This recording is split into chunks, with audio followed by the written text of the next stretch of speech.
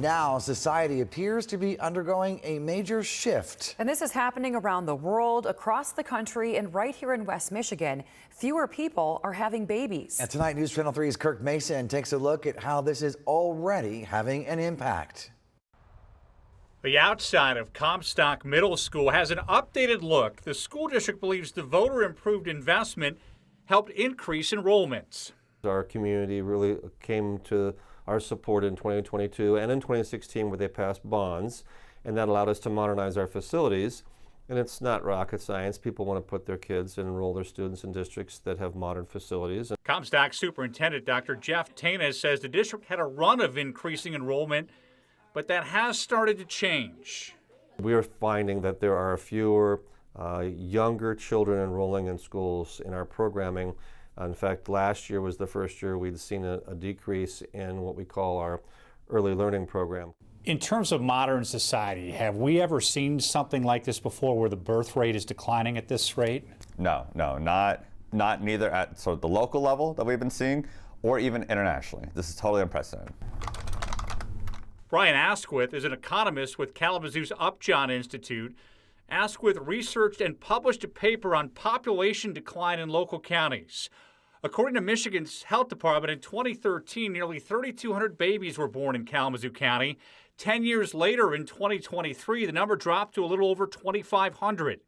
In Calhoun County in 2013, nearly 1,700 babies were born. 10 years later, around 1,300 babies. In the short run, it's going to be felt first in the K-12 system, right? We're just going to need fewer teachers, fewer schools. It's definitely something that you think about, the birth rates, because there's less kids. In Calhoun County, Rob Ridgway is the superintendent for Harper Creek Schools. He says enrollment is stable with some increases. The school district is planning to ask voters to approve a bond to add classrooms in schools like Beetle Lake Elementary.